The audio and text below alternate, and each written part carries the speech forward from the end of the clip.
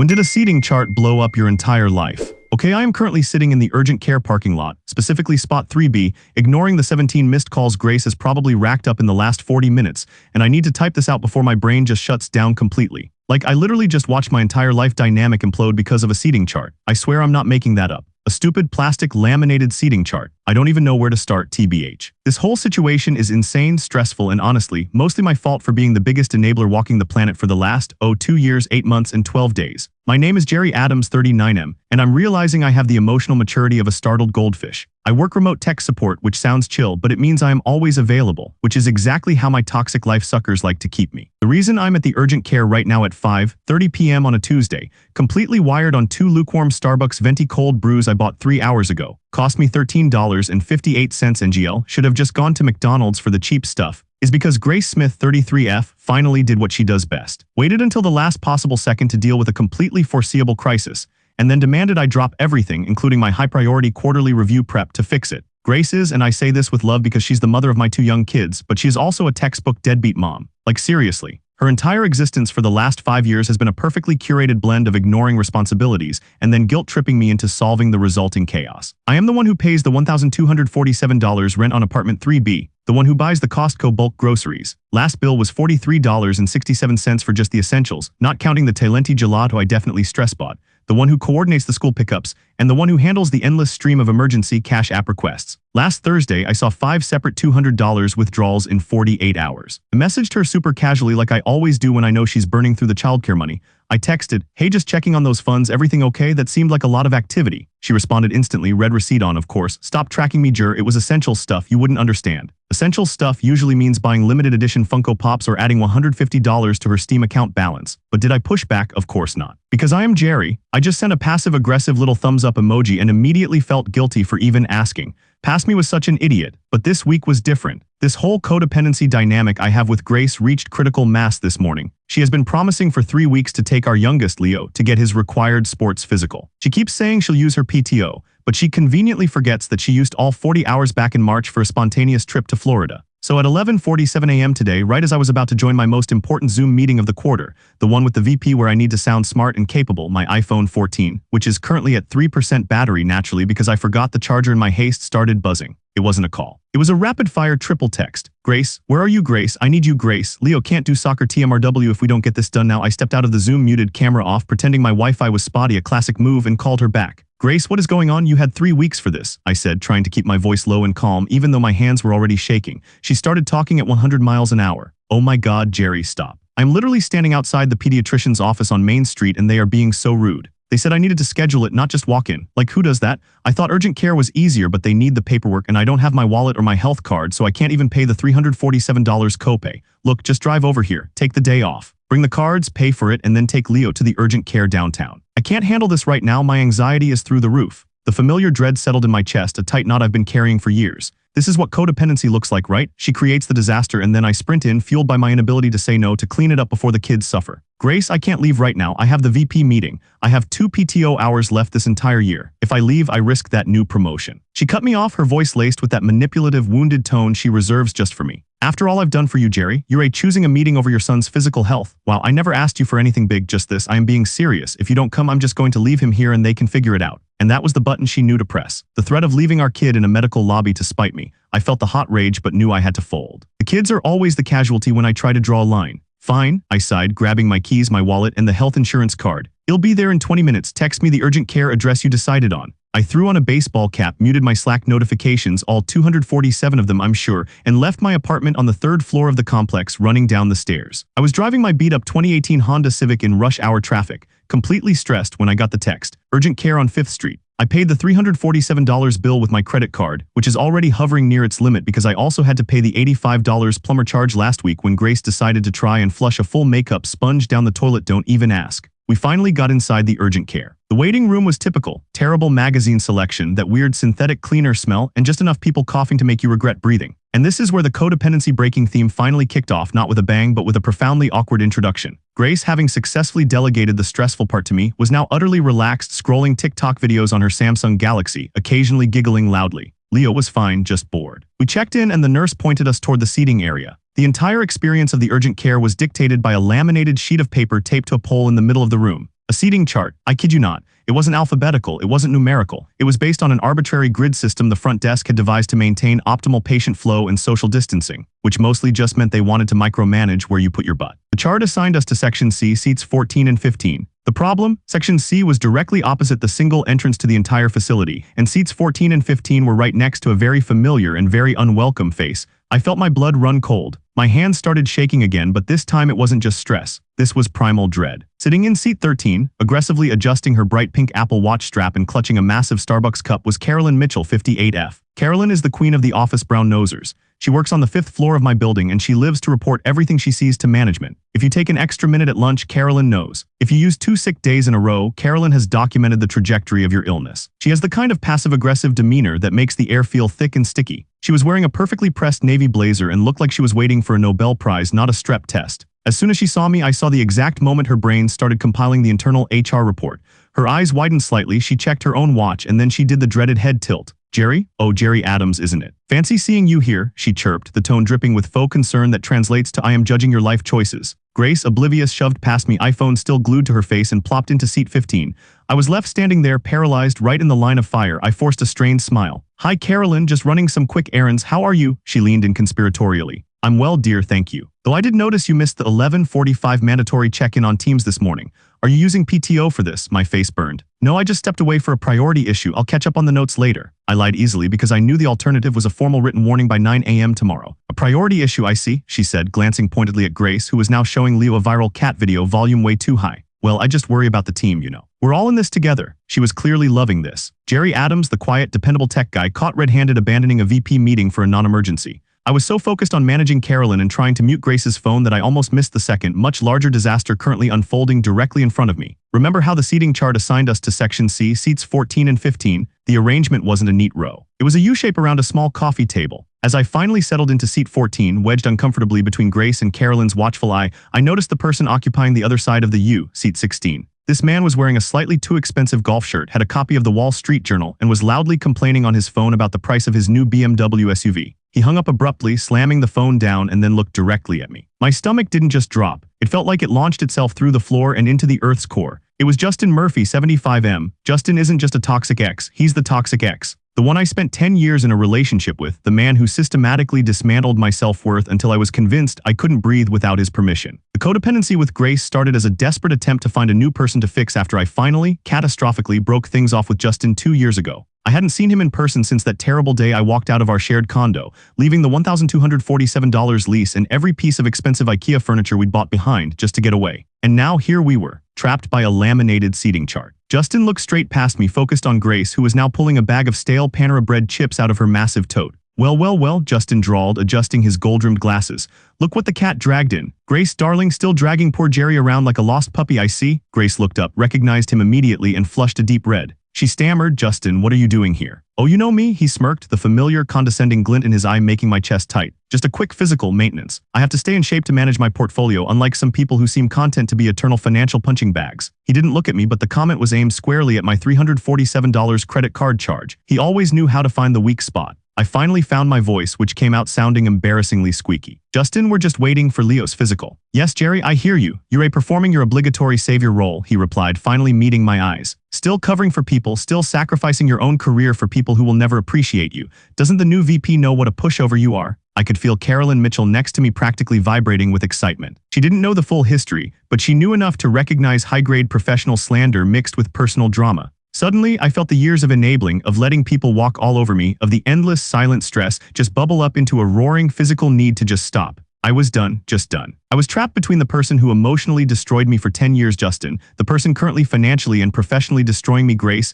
and the person who was going to report the whole thing to HR, Carolyn. And then the nurse called a name. Justin Murphy, we're ready for you now. Justin stood up, gathering his jacket and his Wall Street Journal, and gave me one last toxic smile. Oh, Jerry, before I go. I heard from a mutual friend, someone who cares about you, I promise, that you're still doing the lion's share of the bills. Did you ever sort out that little issue where Grace was using your Hulu, Netflix, and Disney Plus accounts to pay for her subscriptions through some weird shared payment plan? Because that sounds exactly like something Shed do. He leaned down, whispering just loud enough for Carolyn to definitely hear. Seriously, Jerry, you used to be sharp. You need to grow a spine. It's pathetic. He walked away, leaving a gaping, judgmental silence in his wake. I sat there staring straight ahead. My heart was pounding so hard I could hear it ringing in my ears. I felt Grace shift awkwardly beside me, sensing the sudden shift in the atmosphere. Carolyn was watching me with the intensity of a hawk circling prey. The comment about the streaming accounts hit me like a physical punch. It was such a small, petty detail, but it was exactly the kind of financial boundary violation Grace would casually commit and then gaslight me about. And Justin, that manipulative snake, knew exactly what button to push to trigger my paranoia and shame. I turned to Grace. She was avoiding my gaze, fiddling with her cracked Samsung Galaxy screen. "Grace," I said, my voice low and dangerously calm. "Hulu, Netflix, Disney Plus, tell me the truth. Are you using my cards for other things too?" "What? No, Jerry, what are you talking about? That old man is crazy," she insisted, too quickly, too defensively. "Don't lie to me, not right now. I just risked my job and drove here in an hour of traffic to fix your mess because you manipulated me with our son. I am sitting next to my office brown noser, and I am sitting across from the most toxic person from my past, and they are both watching me be the ultimate chump." I looked her dead in the eye. "I am tired of being the person who cleans up your life while you steal from me. We are done with this dynamic." She finally looked up, shock and a flash of pure cold anger crossing her face. "Excuse me, you're being dramatic. You're overreacting, Jerry. We're in an urgent care. What is wrong with you?" "What is wrong with me is that I haven't set a firm boundary in almost 3 years, but that changes right now." I stood up. I didn't grab the clipboard or the insurance card. I just stood, feeling the absolute, terrifying relief of finally walking away from the constant chaos. Grace looked panicked. "Where are you going? Leo needs the physical. You can't just leave." "I'm going back to work," I said, my voice trembling but firm. I glanced at Carolyn, who was now absolutely rigid with attention. "I'm calling the pediatrician and rescheduling the appointment for tomorrow, and I'm going to use one of my last 2 PTO hours to take him myself because you clearly can't manage it." Grace jumped up. "Wait, I need my wallet, I need my cards, I need you to drive me home." I shook my head. "No, you got yourself here. You can figure out how to get yourself and your things home. And while you're at it, I want full detailed access to all of your finances tonight, or I'm calling my lawyer first thing tomorrow." I started walking toward the door, not looking back, just focusing on putting one foot in front of the other.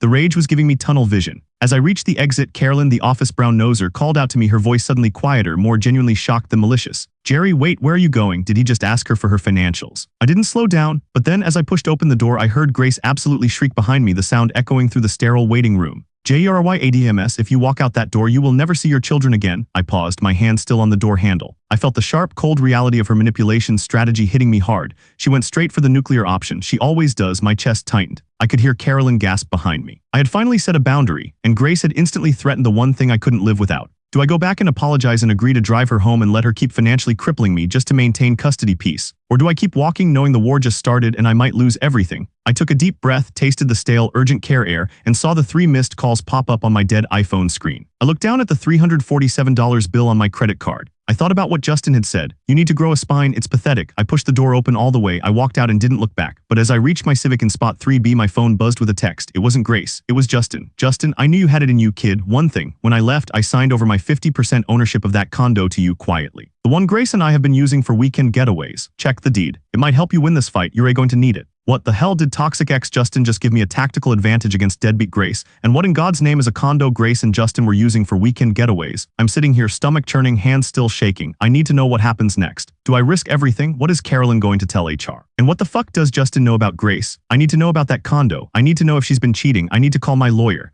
I am literally shaking and need to decide if I am driving home to an absolute war zone or if I should just book a cheap hotel room and start checking property deeds. I don't even know what I own. I'm such an idiot. This is going to be so much worse than I thought. Okay, I am currently sitting here still in spot 3B, ignoring my buzzing phone, which is displaying 23 missed calls from Grace, 3 calls from a blocked number, and a genuinely alarming text from Carolyn Mitchell that I am too scared to open. I need to deal with this Justin bomb first. Did toxic ex Justin, the man who spent a decade making me feel like garbage, just give me the keys to destroying Grace's entire financial operation and possibly proving she was cheating? Sheer overwhelming irony of the situation is enough to make me laugh and vomit simultaneously. I pulled up the property tax records on my laptop. I always carry it for work naturally and input the address of the condo Justin and I used to share. That place was huge. I assumed he sold it immediately after I left 2 years ago. NGL, my hands were shaking so badly I almost dropped the venti cup. The search results came up. Owner 1, Justin Murphy. Owner 2, Jerry Adams. My stomach officially hit the floor. He wasn't lying. I owned half of that expensive downtown condo, the one I mentally wrote off as the price of my freedom. Why would he do that? Why would he keep it a secret? And more importantly, why was Grace using it for weekend getaways with Justin?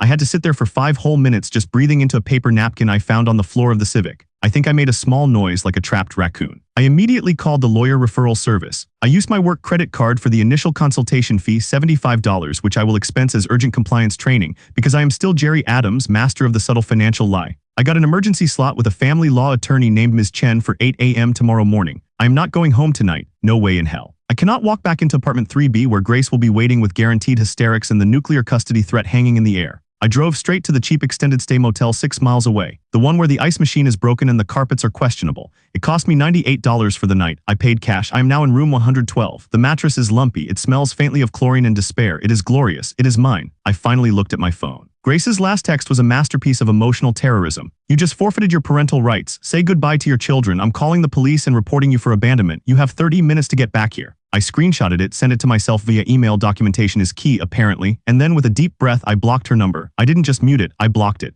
It felt like I'd just removed a tumor. A painful $1,247 a month tumor. Then I opened Carolyn's text. I swear the drama follows me everywhere. Carolyn 58F, Jerry, I understand you're going through a stressful personal matter. I spoke with HR this evening just to clarify protocol regarding unauthorized time off. I felt it was important to advocate for you. I explained that while you did miss the VP check-in, the situation in the waiting room was, shall we say, highly volatile and required immediate attention. I mentioned the presence of your former acquaintance and the mother of your children. HR suggested you take a mandatory mental health day tomorrow and submit a detailed report on the time management issue by Friday. Call me in the morning. Wait, what? Carolyn Mitchell, the office brown-noser who would sell her grandmother for a slightly better parking spot, just covered for me. The realization dawned on me. Carolyn didn't see an opportunity for professional slander. She saw the most dramatic, high-stakes personal soap opera since the last season of Succession, and she got invested. She didn't want Jerry Adams fired. She wanted ringside seats and perhaps a role as my chief administrative confidant. In GL, I think she just got a personality transplant in that urgent care waiting room.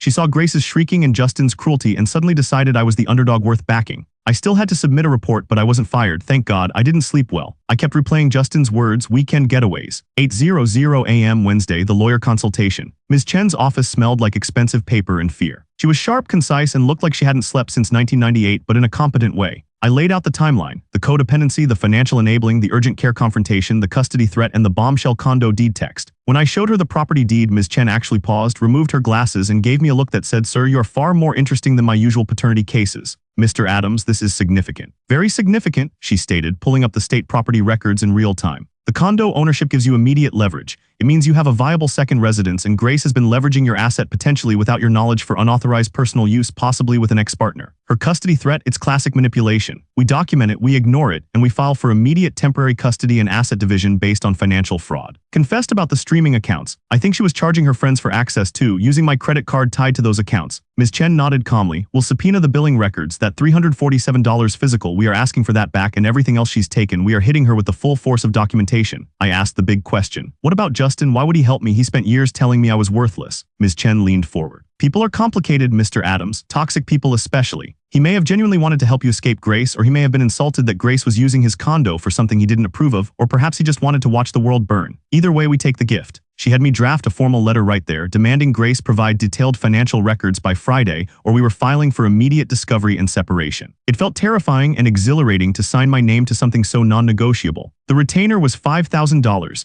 I had $5,234 in savings. The financial stress is real. I paid the $5K and walked out feeling completely broke, but somehow richer in spirit. I decided to take the mandatory mental health day seriously. I bought a cheap pair of sweatpants, 4 bags of Cheetos Puffs, the crunchy ones are superior NGL, and binge-watched 3 seasons of a questionable reality show. I didn't answer a single text. It was heaven. Fast forward to Friday afternoon, the confrontation. Grace was supposed to have the financial records ready as per the lawyer's letter. She didn't respond to the certified mail naturally, but my lawyer insisted I needed to officially serve her notice. I met Ms. Chen and a process server, who looked like a retired linebacker and was very intimidating, which was perfect, at the apartment complex. I had to see Grace face to face. I was shaking the entire 15-minute drive, listening to an angry 90s rock playlist trying to pump myself up. We went up to apartment 3B. The process server knocked. Grace opened the door looking exactly how I expected, hair slightly messy, wearing my old oversized college sweatshirt and radiating wounded indignation.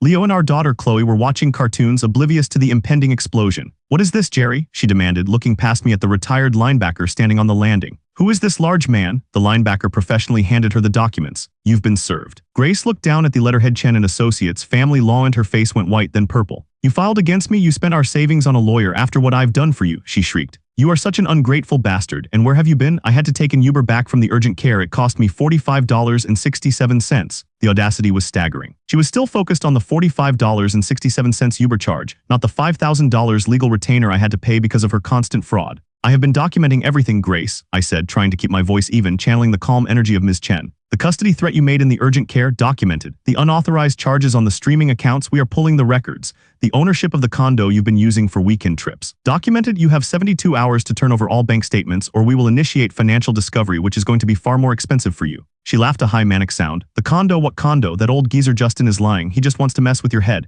And weekends, are you suggesting I was seeing him? You are insane, Jerry. Grace, I saw the deed. I own half of it. And I pulled the security footage records from the building lobby this morning. They were time-stamped, showing you entering the premises 5 times in the last month, often late on a Friday and leaving Sunday mornings. I was lying about the security footage, TBH, I hadn't checked yet, but I knew the condo had a lobby camera and I was counting on her panic. It worked. Her eyes darted away and the color drained completely from her cheeks. The defensiveness evaporated, replaced by genuine terror. Jerry, wait, it wasn't like that, it was just a talk. He just let me use it to get away from the stress of all this, she stammered, gesturing vaguely at the apartment. From the stress of the mess you create, Grace? No, we are done talking, you have the documents. The lock codes to apartment 3B are being changed tomorrow morning at 10 a.m. You need to gather your essential belongings and leave by then. I am assuming full financial responsibility for the lease and utilities and I am moving back in. My lawyer will coordinate the custody schedule. She started crying, real dramatic tears. Jerry, you can't do this, I have nowhere to go, you're putting me on the street. You own half of a very nice condo downtown, Grace, I think you'll manage. I turned, walked away with the process server and we both ignored her screaming, which had transitioned back to the nuclear custody threat. The large man just gave me a solemn nod of respect. I booked a flight online to go to the condo the next morning, Saturday, to change the locks and confirm the layout. I used some frequent flyer miles I'd been hoarding. The condo was 3 states away, which explained the weekend getaways. The weekend, the condo revelation in Carolyn's next move, I flew into Chicago and immediately Ubered to the luxury condo building. The doorman recognized my name instantly. Thanks, Justin, for keeping my name on the resident list. The place was exactly as I remembered, sleek, expensive, and sterile. But there was evidence Grace had been there. A half-empty bag of her specific expensive hair product was in the bathroom. A stack of her trashy romance novels was on the nightstand. And then I found it, a small personalized card sitting on the kitchen counter addressed to Justin. The card read, "Thank you for the wonderful weekend. The money was a huge help as always. You know how much I need to keep Jerry from noticing." Love G, the implication was clear. Justin wasn't just letting her use the place to vent, he was funding her. He was paying her to keep me financially burdened, codependent, and focused on her while he, I don't know, watched, or maybe he was actively participating in the spending. It was twisted, manipulative, and deeply gross. Justin was still playing the puppet master, just from a different angle. He didn't save me out of goodness, he saved me because Grace broke his rule or insulted his intelligence. I immediately photographed the card and sent it to Ms. Chen. Her response was one word: gold. I changed the electronic lock codes and deactivated the key fobs Grace used. I spent the rest of the day just sitting in the huge living room, finally feeling the weight of the last 3 years lift off my shoulders. I was going to be okay. I had assets. I had a lawyer. I had a path. I called my best friend Mike, who lives locally. I hadn't told him the full story yet. Dude, I just served Grace divorce papers and I'm sitting in a downtown condo I didn't know I owned, which she was using with Justin. Mike was silent for a full 30 seconds. Jerry, you absolute menace. That is the most telenovela thing I've ever heard. Are you okay? Do you need me to fly out there and punch someone? No, but I need you to promise to keep the kids safe while I sort the custody logistics out next week. Done, I'm keeping them 24/7. Just promise me you are going to eat something other than Cheetos. He came through, NGL, that's what real friends do. The following Monday, the return to work and the Carolyn report. I returned to apartment 3B late Sunday night. It was quiet. Grace was gone. The apartment was mostly clean, save for a few cosmetic items and the lingering smell of her floral perfume. Monday morning, I logged into my high-priority quarterly review prep looking like death warmed over but professionally dressed. My phone rang immediately. It was Carolyn. Jerry, thank goodness you called me back. I was so worried about you. Her voice was still conspiratorial, but laced with genuine concern now. I appreciate you covering for me, Carolyn, seriously. It saved my job. Oh, nonsense, dear, we all have our battles. And frankly, the display in that waiting room was unacceptable. The professional slander, the financial details. I took some notes purely for your HR report, of course. I paused. You took notes? Yes, I wrote down the exact quote from Justin about the eternal financial punching bags and the part about the streaming accounts, purely for documentation purposes. I also included the timestamp of her rather alarming public outburst and custody threat.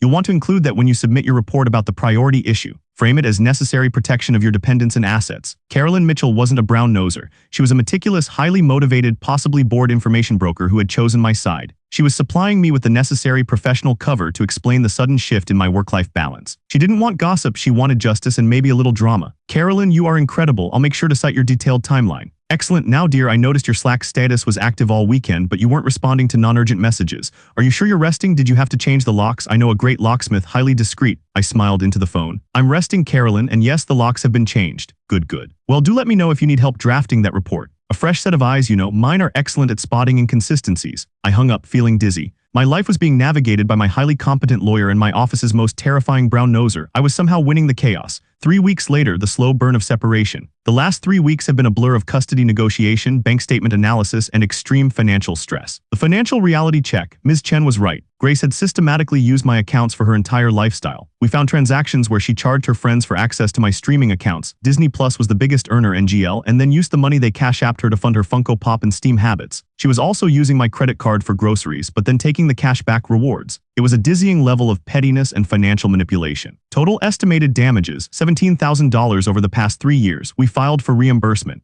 The kids are staying with Mike for now. It breaks my heart not to have them here, but Ms. Chen advised physical separation and documentation until the temporary custody order is finalized. Grace gets supervised visitation only at a neutral third-party location because of the documented custody threats. She is furious and sending me emails now since she's blocked on text. Justin, I haven't heard from Justin since the condo text. The lawyer thinks he got what he wanted, chaos and the satisfaction of knowing he broke Grace's hold on me. Petty but effective. Grace's response. Predictably, she is playing the victim to everyone who will listen. She's telling mutual friends that I had a mental breakdown after the urgent care incident and that I abandoned my family. The lawyer is handling the mutual friends, sending out very polite but firm cease and desist slander letters. Yes, I had to pay for those too. This entire endeavor is costing a fortune, but every time I feel guilty, I look at the spreadsheet of her unauthorized transactions. The small victory, yesterday I got a notification from Netflix. My subscription was suddenly $18.99 instead of the $34.99 I was inexplicably paying for the premium 6-screen plan. I realized Grace had finally been forced to change her payment method, or more likely, her friends revolted and canceled their shared access. I celebrated by buying myself a $4 latte. The breakdown moment, I'm not going to lie. Last Tuesday I was trying to change the utilities back into just my name and the customer service representative kept calling me Mrs. Smith. I just started sobbing right into the phone. Not loud sobbing, just quiet, leaky, tired sobbing. The rep was super nice though. She fixed the bill and told me to hang in there. I'm having small breakdowns, but they're quick now. The big realization. This entire situation started because I couldn't say no to the $347 physical and risked my job for someone who literally treats me like an ATM. I realized that Justin's cruelty and Grace's manipulation both fed off the same core weakness, my absolute terror of conflict and my need to be the savior. The moment I stopped trying to fix her life, I started fixing my own. I still feel like a startled goldfish sometimes, but now I'm a goldfish with a lawyer, a separate condo 3 states away, and a weird alliance with the office brown noser. I went back to the urgent care today. I had to drop off some paperwork for Leo's actual physical, which I finally got done last week using one of my 2 remaining PTO hours. I parked in spot 3B just for closure, NGL. I walked inside. The waiting room was slightly less crowded, and the seating chart. It was gone, replaced by a small, slightly apologetic sign saying, "Please sit wherever you feel comfortable." I laughed out loud. The one thing that broke my codependency, a stupid laminated seating chart, was gone. The chaos it created, however, was still very much ongoing.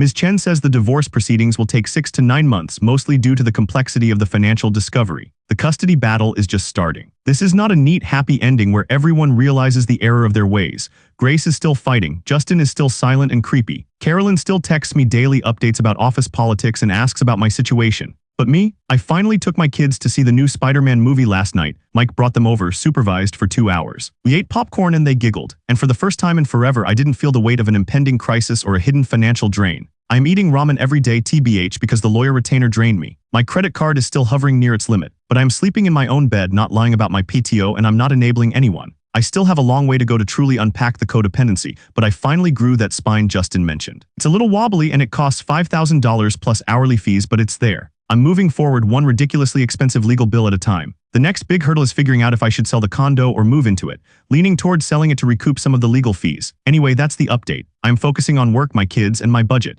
If Carolyn texts me one more time about the status of the new Keurig pods, I might scream. But seriously, thank you all for the support. I needed to type this out to make sense of the madness. I'll update again when I have a finalized custody agreement and maybe a slightly lower stress level. Wish me luck. I am gonna need it.